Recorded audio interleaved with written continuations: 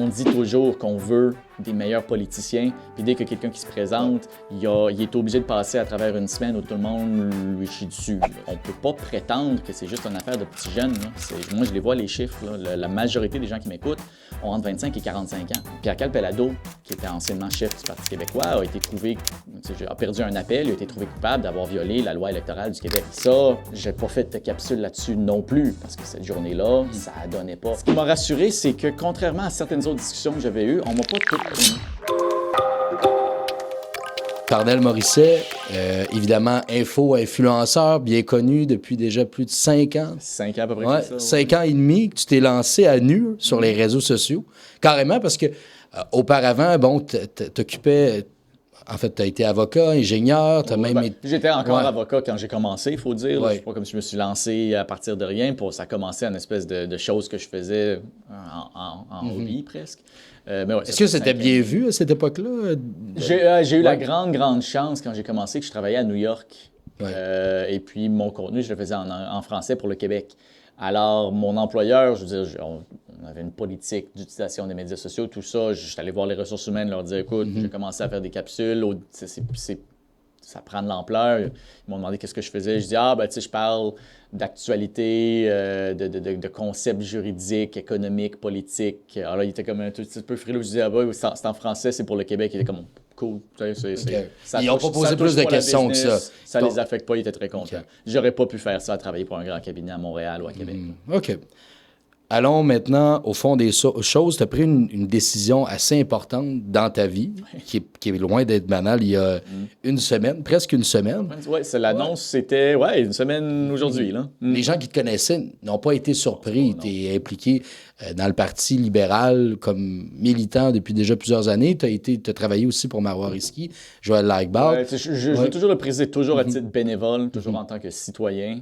Mais oui, ça fait plusieurs années que j'ai été actif dans des campagnes électorales avec des candidats libéraux en qui j'avais confiance. Bon, pourquoi maintenant? Pourquoi tu as senti que là, c'était le moment pour toi de te lancer? Parce que tu aurais pu attendre, tu es encore jeune, tu as encore beaucoup de choses à... Tu aurais pu accomplir d'autres choses également, là?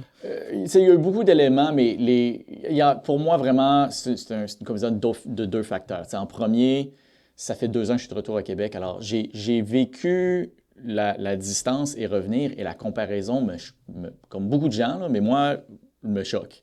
Dans le sens où, je veux dire, il n'y avait pas des files d'attente devant les banques alimentaires il y a 10 ans, quand je suis parti. Il n'y avait pas les loyers ont explosé en prix.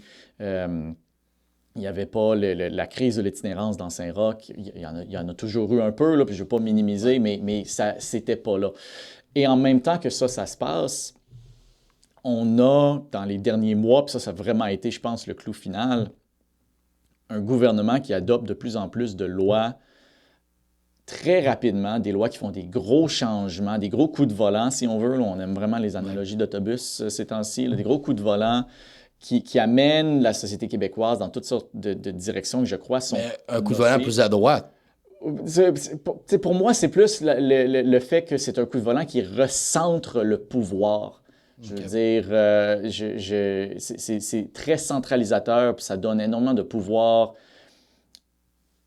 au Conseil des ministres, à l'Assemblée nationale. Ça enlève beaucoup de pouvoir local, beaucoup de pouvoir communautaire, en même temps que les organismes communautaires sont en train de faire des miracles avec de moins en moins de miettes qu'il leur reste.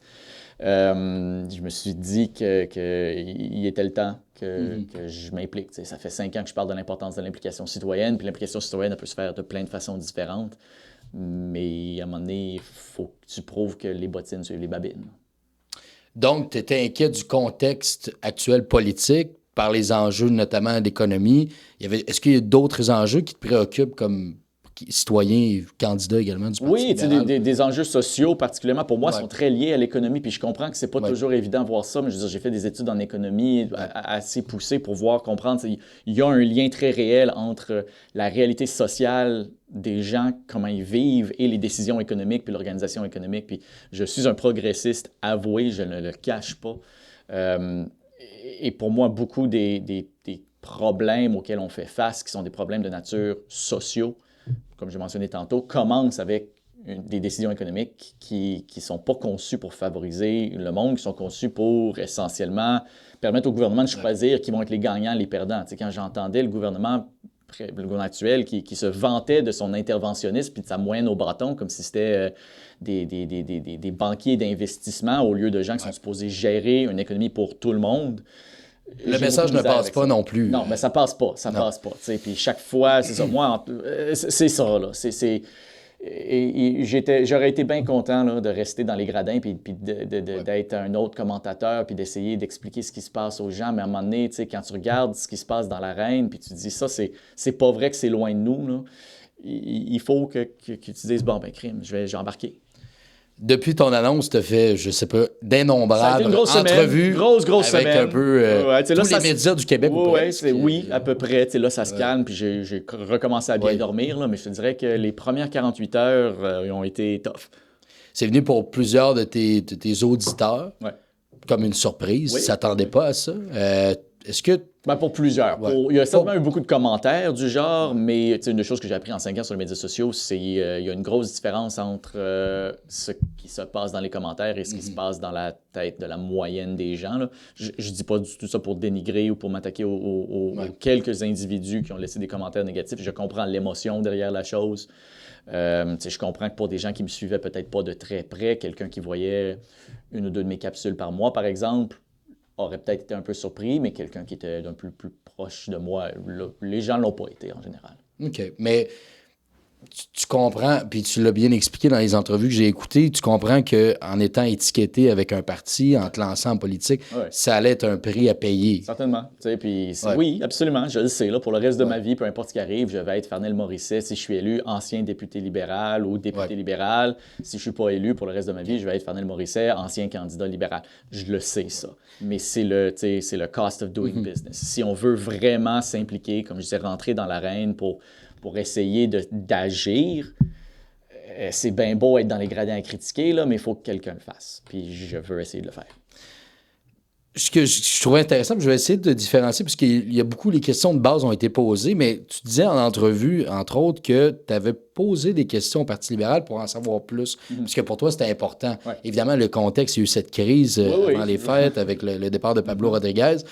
Qu'est-ce qu'on te dit? Qu'est-ce qu'on te dit pour te rassurer, pour que tu te lances au sein de la bannière libérale? Bien, la première chose que je veux dire, c'est que c'est pas la première fois que j'ai des discussions avec un groupe politique. Puis c'est des discussions qui... Moi, je respecte beaucoup l'importance d'être capable d'avoir une discussion franche avec les gens. Puis ça, tu peux pas le faire si tu as peur que la personne va se virer de bord puis tout dévoiler aux médias. Alors, je veux dire, j'en dirai pas plus que ça, sauf que j'en ai eu. Mais on t'a rassuré. Ben, non seulement, c'est drôle à dire, ce qui m'a rassuré, c'est que contrairement à certaines autres discussions que j'avais eues, on m'a pas tout promis. On m'a pas promis la Lune. À vrai dire, sincèrement, on m'a rien promis.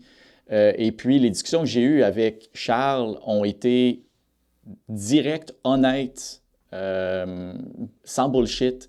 Okay. Et ça m'a mis beaucoup plus en confiance que quelqu'un qui dit oui, tu peux faire ce que tu veux parce que tu sais qu'après ça, quelqu'un qui te promet tout, là, ce que ça te dit, c'est que ses promesses ne valent pas grand-chose.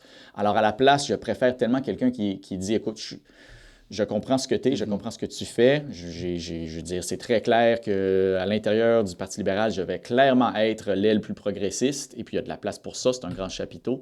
Et à partir de là, Ils vont te permettre de tirer l'élastique de la ligne de parti un petit peu. Est-ce que tu l'as vu ça comme ça? Parce que... Jusqu'à date, je n'ai pas commencé à vérifier avec le parti avant que je pèse sur Upload sur mes capsules. Puis, je n'ai pas l'intention de le faire. Puis ça a été très clair. Puis tout le monde est confortable avec ça. Là.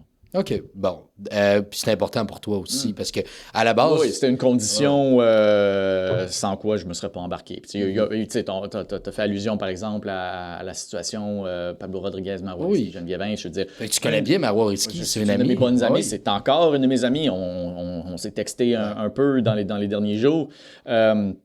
Et puis, tu sais, Est-ce qu'elle est derrière toi pour cette décision-là? Est-ce qu'elle t'a supporté? Pour la même raison que je ne veux pas rentrer dans tous mes discussions avec mes amis aussi, je veux les garder privées parce que sinon, ils ne resteront pas mes amis longtemps. Je comprends. Alors, tu sais, puis je ne suis pas en train de dire que la réponse, c'est non. Là. C'est juste que si je commence à dire oui, sauf si je ne veux pas en parler, les gens vont comprendre que je cache de quoi, puis je ne veux pas. Tu sais, moi, ça a été une condition très claire aussi. J'ai demandé de voir tous les documents financiers des campagnes de course à la chefferie de Charles Millard. Je les ai reçus d'Élections Québec directement. Alors, je sais que c'est les bonnes.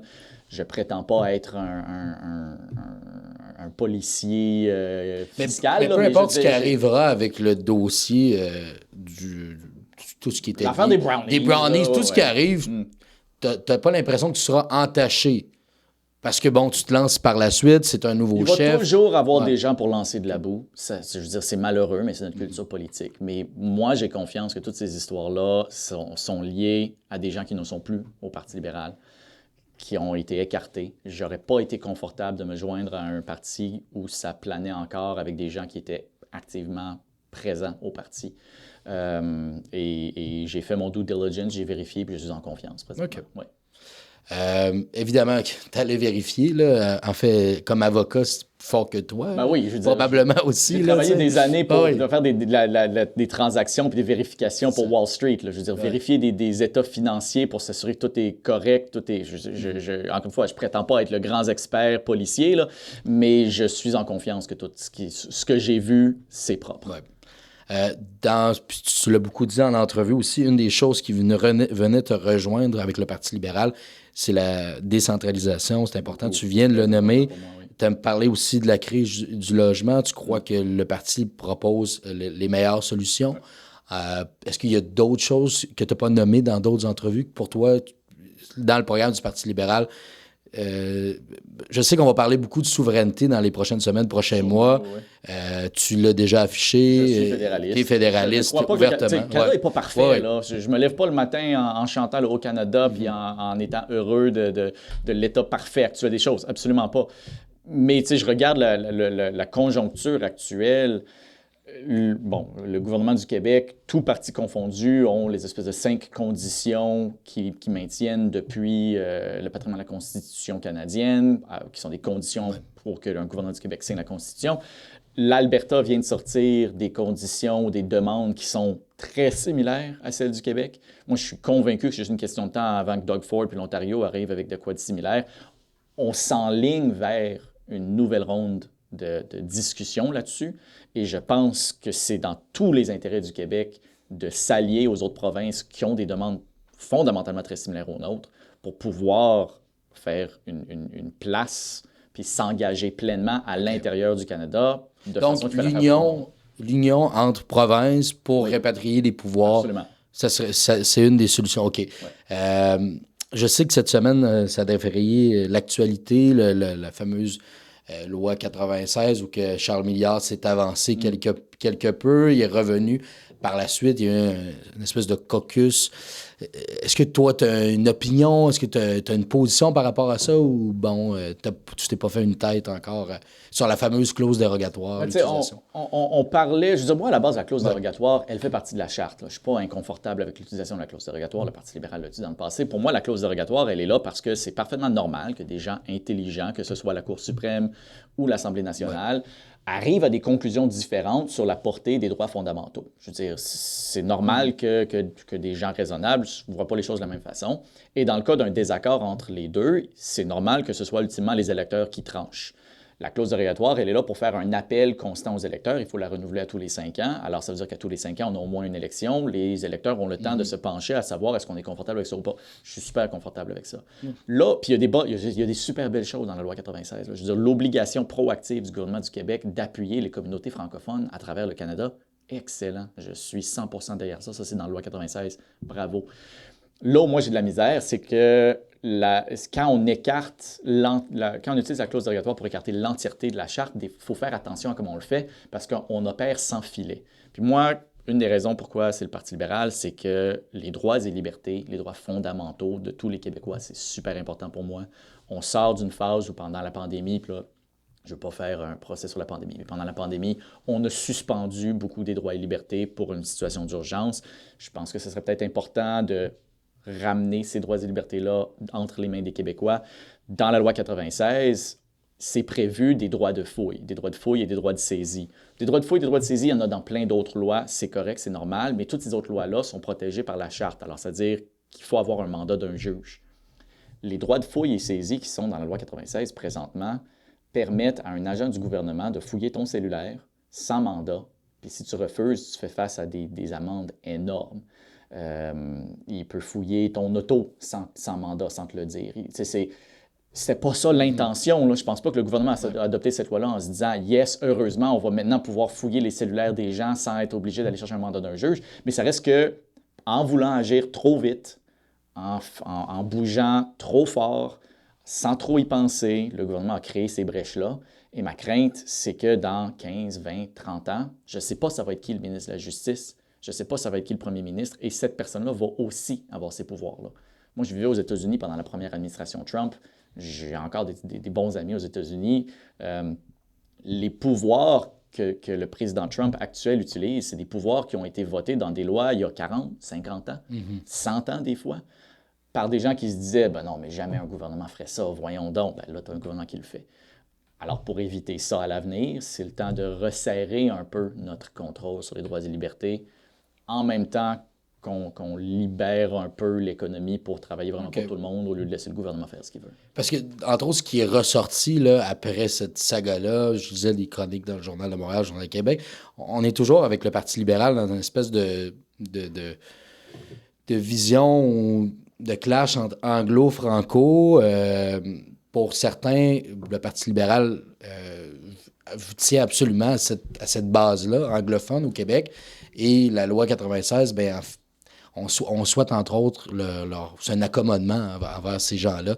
Toi, comment tu vois ça, cette vision anglo-franco dans le Parti libéral?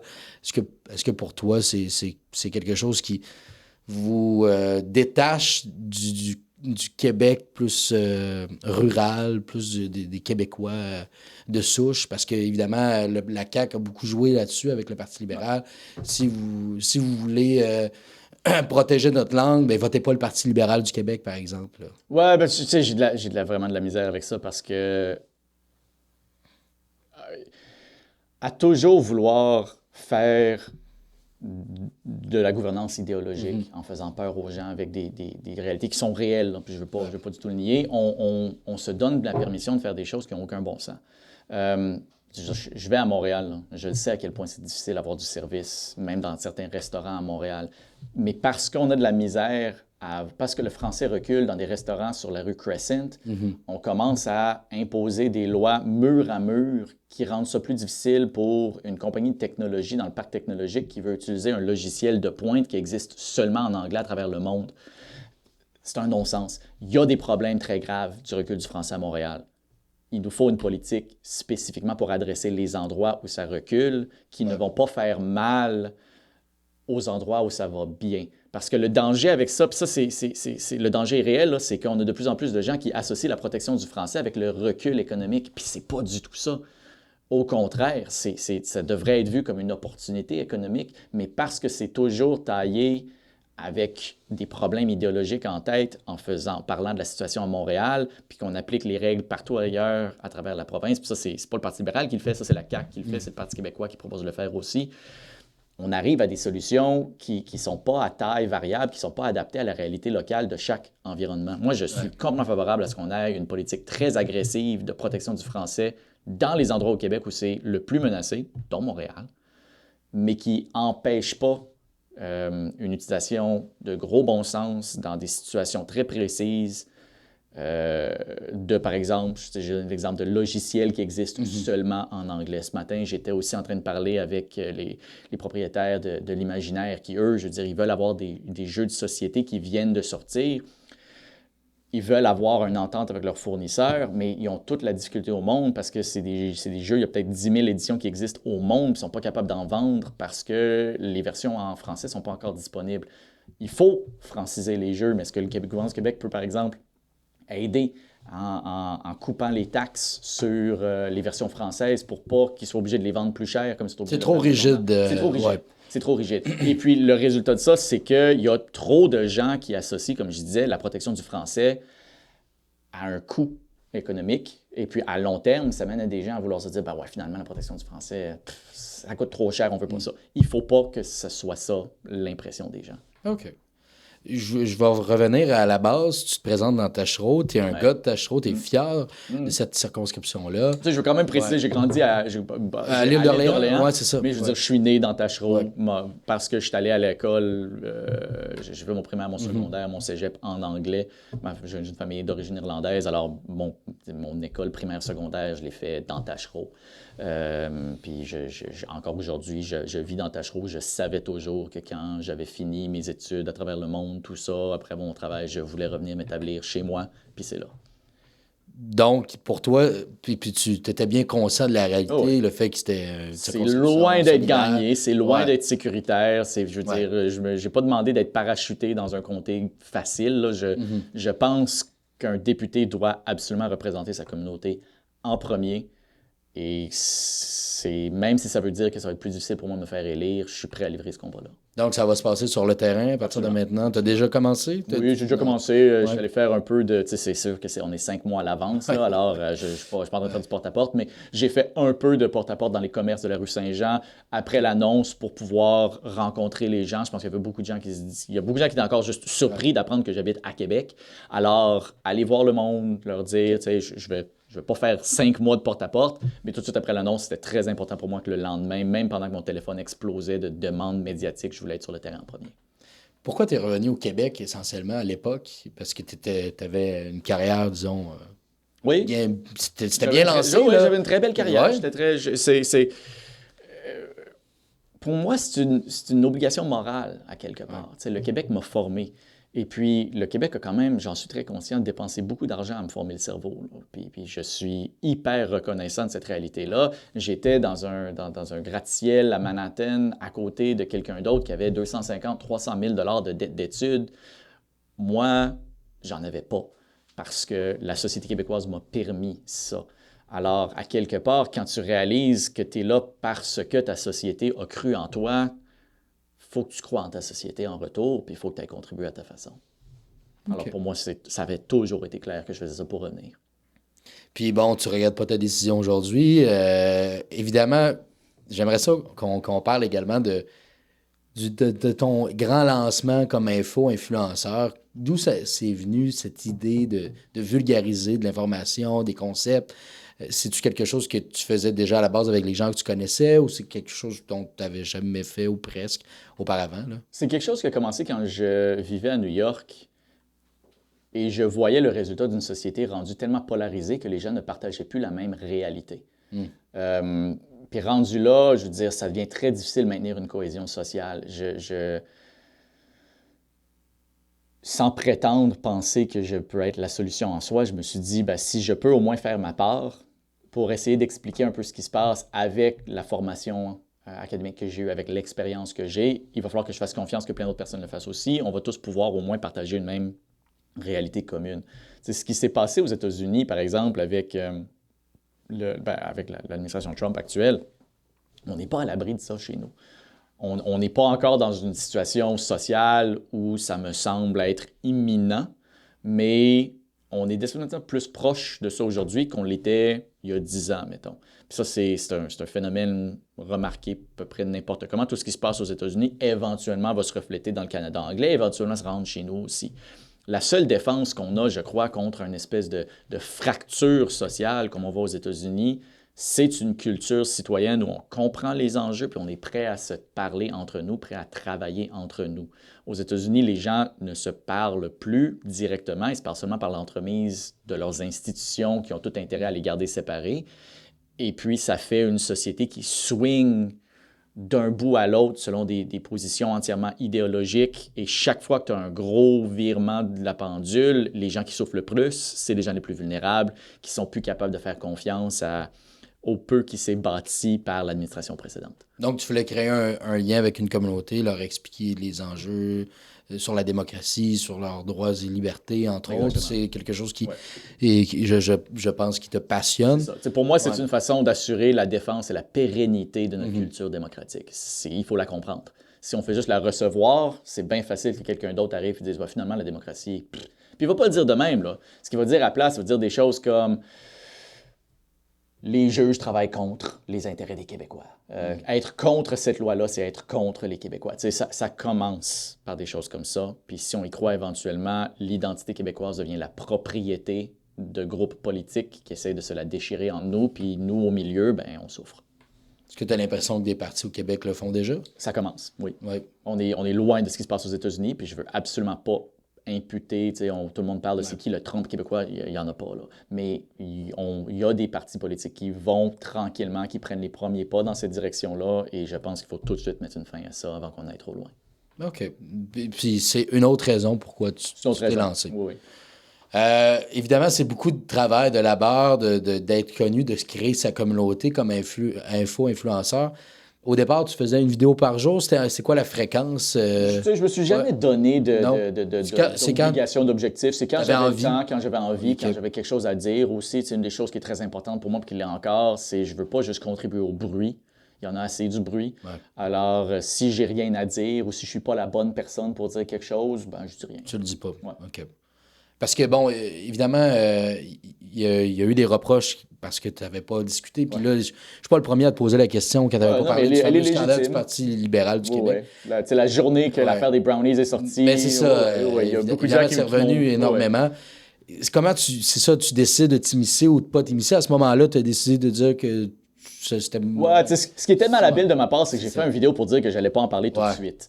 Oui, c'était malhabile de ma part. Il faut que je donne un peu le contexte là-dessus. Cette journée-là, j'avais des meetings back-à-back de 8 h du matin jusqu'à peu près 22 h sans arrêt. La vidéo, je l'ai fait littéralement en sortant du métro. J'étais à Montréal cette journée-là.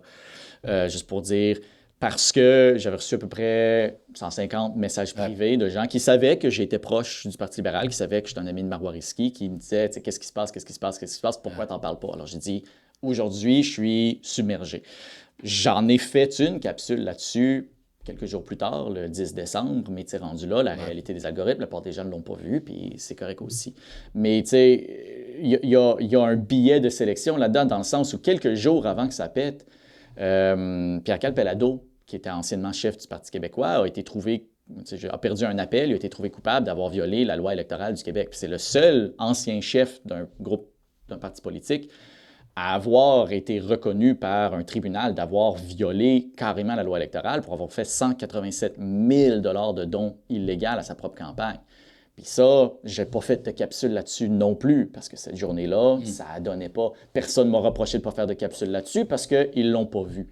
Alors, je veux dire, je reconnais que c'était super malhabile pour moi de dire « j'en parlerai pas ». T'es humain, Farnell, ça arrive à ce moment-là.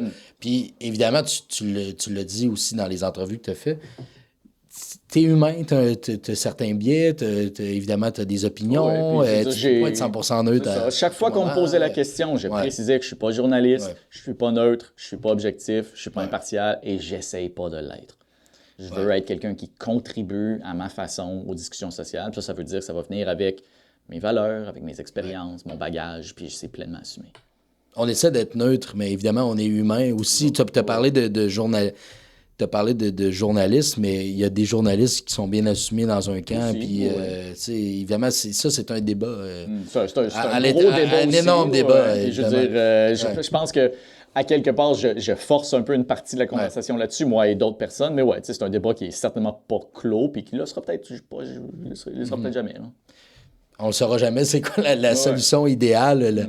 Je pense que les gens, on le sent, la volonté, puis tu en as une preuve que les gens veulent des personnalités, veulent s'attacher à des personnages qui sont capables de vulgariser et non simplement un simple cracheur d'informations là, avec pas de couleur, avec pas d'émotion. Ça, je pense qu'à l'ère 2026, on souhaite ces gens-là un peu plus colorés. Si tout ce que le public voulait, c'était juste de recevoir l'information, point barre, le public pourrait simplement lire les newswires puis recevoir directement les communiqués de presse des gens qui l'intéressent. C'est pas ça que le public cherche. Puis je les comprends. Il va toujours avoir de la place pour pas seulement être un vecteur de transmission d'informations, mais aussi une place pour certaines analyses, une aide à la compréhension, et puis oui, aussi de l'opinion. Je pense que, des fois, les médias font pas toujours un très bon travail de les distinguer, mais c'est normal, puis toutes ces choses-là ont leur place dans un écosystème médiatique. Maintenant, Farnell, évidemment, ça va être facile pour toi. Ça va être facile pour toi. En fait, c'est pas vraiment la bonne façon de l'amener ça, mais éventuellement, si tu deviens député et représentant à l'Assemblée nationale, tu pourras amener les sujets, les enjeux des créateurs de contenu parce que tranquillement, pas vite, ils prennent de plus en plus de place, on en parle de plus en plus, puis ça touche une clientèle. On disait les jeunes, mais là, c'est assez... C'est déjà une industrie qui... J'ai regardé les chiffres, là, c'est une poignée de main de gros influenceurs. Ils battent de pleine couture en termes de cote d'écoute, là, beaucoup des émissions les plus populaires au Québec.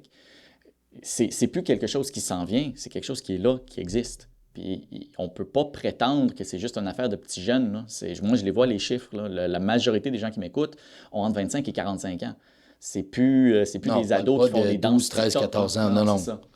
Puis évidemment, qu'est-ce que tu aimerais amener une représentation de ces gens-là?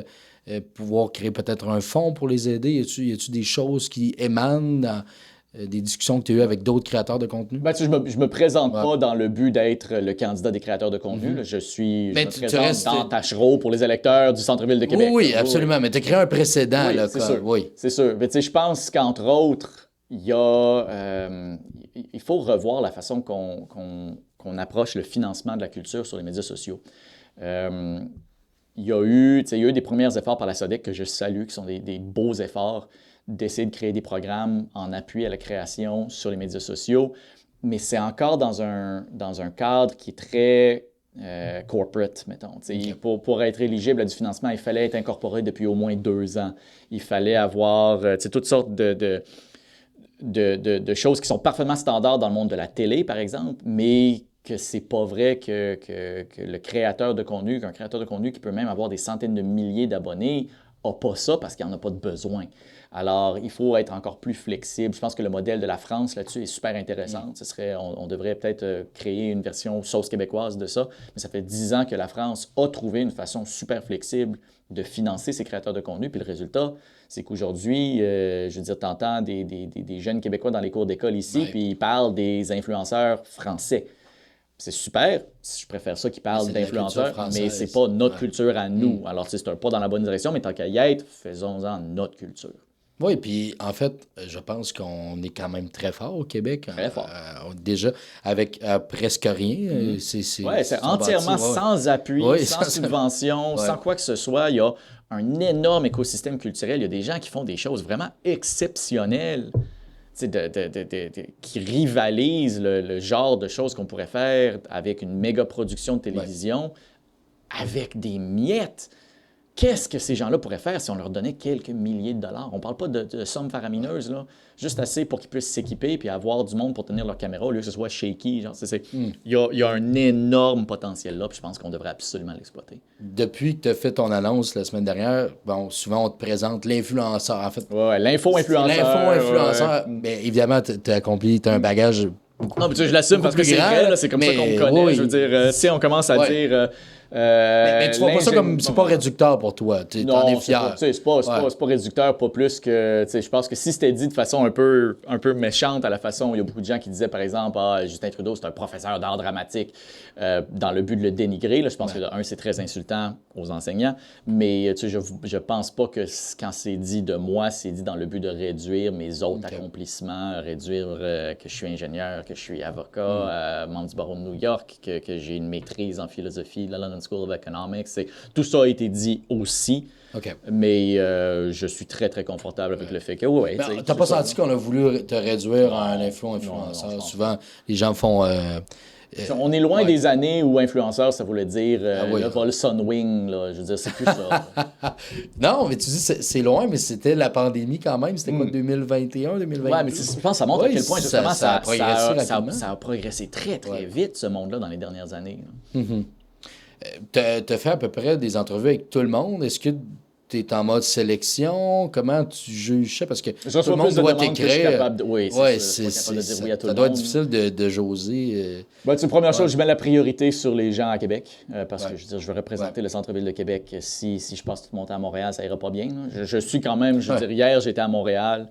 Parce que je veux quand même, je suis allé parler à Urbania parce que c'est un média qui... Tu es allé aussi à Radio X. Oui, exactement.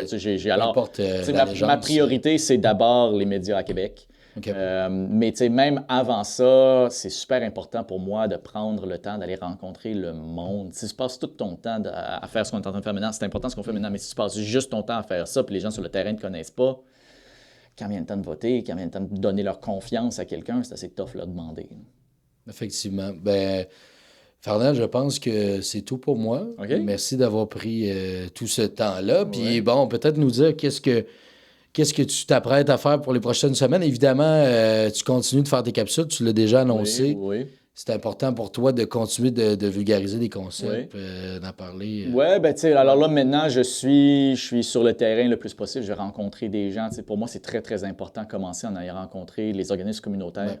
parce que je pense que le besoin criant, il est là. J'aimerais vraiment développer avec eux des propositions concrètes de comment leur offrir un financement, leur permettre un financement qui va être stable, qui va être prévisible, qui ne va pas demander toujours la bonne volonté de politiciens qui veulent couper des rubans absolument. Là, tu sais, je pense qu'un financement à la mission, ça doit être prioritaire, mais encore plus que ça, trouver d'autres moyens d'assurer un financement stable sans que ça passe par la bonne volonté des politiciens, parce que oui, peut-être que le prochain gouvernement, je le souhaite, je souhaite qu'on gagne, je souhaite que ce soit un gouvernement libéral, puis je souhaite que ce soit un gouvernement qui appuie à la hauteur des besoins le monde communautaire, mais le gouvernement d'après, puis le gouvernement d'après, il faut des solutions qui sont plus pérennes, qui sont plus à long terme, puis développer des solutions là, qui ne dépendent pas de la bonne volonté du gouvernement, je pense que c'est... Parce que tu es allé à la rencontre des acteurs du milieu communautaire, Ouais. évidemment avec le Ouais. mouvement Communautaire communautaire à bout. Je ne l'ai pas fait en tant que candidat, puis je veux dire... Tu es allé rencontrer ces gens-là. C'est sûr que les demandes, tu viens de les énumérer, mais est-ce que c'est réaliste de donner aux communautaires, de donner en santé, de donner... Je veux dire, les demandes, là, souvent, je donne Ouais. un argument qu'on entend beaucoup à la droite. Est-ce que on intervient Est-ce qu'on trop? peut payer pour tout le monde? Est-ce qu'on peut payer pour tout le monde, selon toi, Fardel? Non, on ne peut pas payer pour. Il faut faire des choix. Ouais. Mais moi, je refuse que faire des choix, ça veut dire faire payer la facture aux gens les plus vulnérables de notre société pour pouvoir donner 1 milliard à sa clique. Ouais. Je dis grossièrement, là, mais bon, disons-le de façon un peu plus concrète. S'il y a des coupes à faire, c'est pas au bas. S'il y a des coupes à faire, c'est pas aux gens les plus vulnérables. De un, parce que c'est pas humain de faire ça. Mm-hmm. Et de deux, parce que même si, là, je comprends qu'il y a des gens qui ont le plus gros cœur au monde, mais ils ont peur pour leurs moyens, ce qu'on coupe en réduisant le financement au monde communautaire, on le paye à multiples fois plus cher en intervention policière additionnelle, en soins de santé additionnels parce que les gens ont nulle part où aller, en toutes sortes d'autres problèmes, en toxicomanie. Tu sais, c'est essayer d'économiser des bouts de chandelle en coupant auprès des gens les plus vulnérables, c'est juste un plan pour être obligé de payer encore plus cher plein d'autres services qui ont aussi déjà trop de problèmes. Alors, si on ne peut pas couper partout, c'est pas avec les gens les plus vulnérables de la société qu'il faut qu'on coupe. Puis ça, pour moi, ça va être une ligne de conduite la plus forte possible. Parce que, bon, la CAQ dit en se défendant qu'ils ont déjà investi en partie, je pense que c'est 250 millions, ou bref, dans le milieu communautaire. Mais justement, parlons de comment ils le font. En gardant, ouais, c'est ça, en gardant les mêmes principes ils de font, base. Et c'est ça, ils le font en disant oui, mais seulement si tu fais ce que je veux. Alors là, les organismes communautaires sont obligés de se dénaturer, de se plier à la demande de ministère X, Y, Z pour avoir du financement sur les 6 prochains mois. Ils ne savent pas s'ils vont en avoir après. Ils engagent du monde, sont obligés de les laisser aller. Ça coûte extrêmement cher, toujours former du nouveau personnel à la mesure qu'il y a des petites vagues d'argent qui rentrent. Je comprends que la CAQ a investi beaucoup, mais ça ne peut pas être des investissements à la pièce pour bien paraître. Il faut avoir une approche beaucoup plus structurée que ce qui a été fait dans les dernières années. Puis bon, pour le Parti libéral du Québec, c'est important d'investir dans le communautaire. Ça, c'est pour t'as senti ce désir-là du Parti libéral de s'investir dans le milieu communautaire? Moi, je vais pousser extrêmement fort pour ça. Mais je pense auprès de mes collègues, il y a une énorme ouverture à revoir parce que, soyons clairs, le Parti libéral a fait des choses qui ont fait mal aux gens les plus marginalisés dans le passé aussi. Je pense que le parti a appris de ses leçons et il veut avancer pour faire autrement. Je disais que je voulais mettre fin à l'entrevue, mais là, tu me relançais puis je trouve ça vraiment intéressant. Ta discussion avec M. Milliard, bon, parce que c'est pas quelqu'un que tu connaissais a priori, ça fait quelques mois qu'on se connaît, peut-être 6 mois depuis la première fois qu'on a échangé. Là, oui. Il t'a séduit, t'as été convaincu. Ben, t'as dit que on t'a présenté de l'honnêteté. C'est ça, comme j'ai mentionné, je séduit, sentais de l'honnêteté, je me sentais pas comme si quelqu'un, justement, voulait absolument me séduire pour que je signe sur la ligne, puis qu'après ça, il allait, on s'en fout, là. J'ai eu des bonnes conversations, puis encore une fois, comme j'ai dit tantôt, là, c'est tough d'avoir des conversations franches, si t'as peur que la personne se vire de bord puis dévoile tout, alors je vais respecter ça. Mais j'ai eu des bonnes conversations très constructives, productives, mais aussi, tu sais, franches, les yeux dans les yeux, à se dire qu'est-ce qui est possible, qu'est-ce qui ne l'est pas. Et puis, ça m'a mis en confiance qu'il y a de la place pour agir. Évidemment, le monde politique est ce que c'est. Des fois, c'est sale. Et on tente, puis tu l'as bien présenté, tu ne souhaites pas salir personne. Non. Est-ce que tu as l'impression que d'autres vont te salir? Oui, inévitablement. Oui, parce que malheureusement, on a une culture politique où il y a beaucoup de gens qui font ça. Puis je regarde, je ne vais pas prétendre que ça se fait pas, qu'il n'y a jamais eu personne au Parti libéral qui a lancé de la boue. Là. Il y en a eu. Ouais. Mais moi, je ne veux pas faire ça. Puis je pense que, tu sais, il y a une tension constante. On dit toujours qu'on veut des meilleurs politiciens. Puis dès que quelqu'un qui se présente, il est obligé de passer à travers une semaine où tout le monde lui chie dessus. Là. Je veux dire, ça marche pas faire ça. Ouais. Et une partie de la raison pour ça, bon, d'abord, oui, il y a une partie que c'est normal d'avoir une certaine méfiance envers les gens qui demandent le pouvoir. Absolument, je comprends ça. Mais il y a beaucoup de ça aussi qui vient juste du fait qu'on a une culture politique où on a tellement accepté de lancer de la boue à tout le monde que maintenant la présomption, c'est que tout le monde dans ce monde-là est sale. Puis c'est dommage, mais cette perception-là, elle existe, il faut que je vive avec. Oui, bien, puis c'est ça. On parlait avec monsieur Ciccone. Enrico. Enrico. Un autre avec qui j'ai eu des bonnes discussions. Enrico, qui est bien sympathique. Lui, il voyait se lancer en politique comme un service. Ouais. Comme quelqu'un qui se lance un service militaire, mais c'est un service politique. En soi, tu le sais que ce ne sera pas facile, mais c'est nécessaire pour la société. Il faut que quelqu'un le fasse. Une société complexe, jusqu'à preuve du contraire, ne peut pas exister sans des gens qui exercent l'autorité. Je veux dire, j'aimerais qu'on en ait le moins possible. Dans un monde où tout le monde est un ange, tu n'as pas besoin de gouvernement. Mais on vit dans une réalité qui est complexe, que des fois, il y a des intérêts et des ressources qui sont limitées. Mais oui, il faut que quelqu'un le fasse. Puis les politiciens, les élus, les députés, les candidats, ils ne tombent pas du ciel. C'est des gens comme toi et moi qui un jour se réveillent et se décident, ouais, tu sais, je sais dans quoi je m'embarque, mais il faut que quelqu'un le fasse. Puis si je le fais pas, je ne sais pas où est-ce qu'on s'en va. Non, c'est clair. Puis là, souvent, t'as dû vous lire les commentaires en tant qu'avocat, il se lance avec le Parti libéral. Tu sais, c'est... Écoute, il y a des avocats avec tous les partis, là, tout comme Enrico, c'est pas un avocat, là. non, effectivement, mais en te lançant avec le Parti libéral, tu savais bien que, évidemment, la boue allait venir, mais en même temps... Je vais me lancer avec n'importe quel parti. Avec n'importe quel parti, c'est ça, éventuellement. Peut-être parce que souvent, dans la présomption des gens, tous les partis sont corrompus. Tu l'as nommé, malheureusement, ça fait partie... Comment on peut changer ça?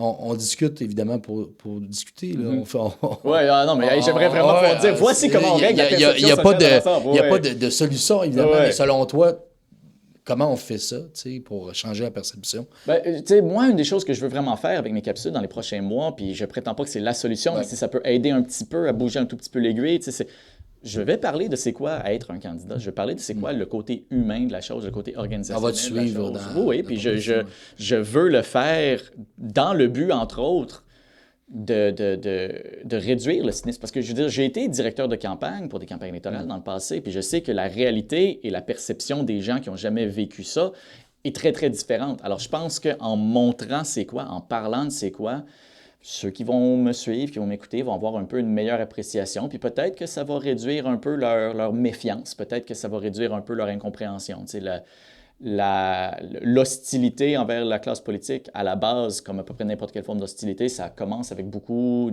d'incompréhension.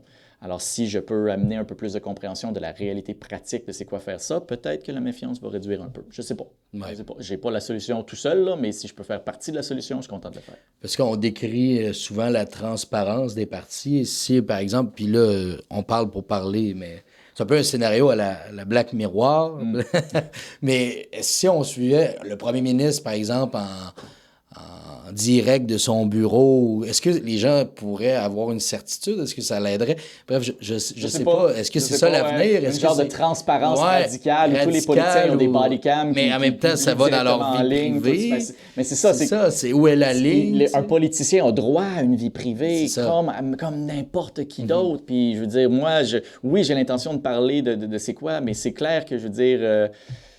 je vais jamais, tu sais, moi, une ligne dure, genre, j'ai un neveu, ma soeur a été très claire, mon neveu, il est pas là-dedans, on va pas le voir. Puis ça fait partie de ma vie privée à moi aussi, tu sais, puis alors cette ligne-là... Mais chez toi, par exemple, vous pourriez justement avoir votre vie privée, mais à l'intérieur du Salon Bleu, est-ce qu'on devrait... il y a déjà des caméras au Salon Bleu. Oui. On peut voir tout ce qui se passe au Salon Bleu. Oui, au Salon Bleu, oui, effectivement, mais je veux dire, à l'intérieur de l'Assemblée nationale, par exemple, dans les bureaux... Oui, la difficulté là, c'est que c'est important, c'est nécessaire pouvoir dialoguer, pouvoir débattre. C'est clair. Puis c'est beaucoup plus difficile d'avoir une discussion productive quand tu as peur que tu lances une idée qui est à moitié cuite en se disant « Qu'est-ce que vous pensez de ça? » Puis là, 2 jours plus tard, quelqu'un va dire « Ah, il a proposé telle affaire quand c'était pas vraiment ton idée, tu avais juste lancé ça de même. » On va suranalyser absolument tout. Il n'y a pas vraiment de solution miracle. C'est ça, tu peux pas faire de brainstorm quand il y a des caméras qui te regardent tout le temps. Là. Tout le monde est beaucoup trop en garde. Alors, je veux dire, il y a un équilibre qui n'est pas facile à trouver, mais en tout cas, je pense quand même qu'une partie de ça, c'est d'essayer de montrer c'est quoi au niveau humain, réel, pratique, faire ce genre d'exercice-là. Puis on le voit de plus en plus, là, des politiciens qui se présentent sur des couleurs de comment ils sont, puis dans la vie de tous les jours, évidemment. Farnell, merci beaucoup d'être venu à Gadieu en parle. Ça fait plaisir, merci de m'avoir invité. Évidemment, je suis un peu perturbé parce que mon collègue Élie a vécu une situation hors de son contrôle. Tout va bien, on vous rassure. Là. Mais, je le saluerai de ma part. Je le saluerai de ta part, effectivement. Mais merci beaucoup, Farnell. Ça fait plaisir. Merci beaucoup de m'avoir invité. C'est super gentil. Puis comme je disais, moi, Médias de Québec, priorité. Alors, si vous voulez me reparler, tu sais comment me contacter. Absolument. Cool. Merci, Farnell. Merci.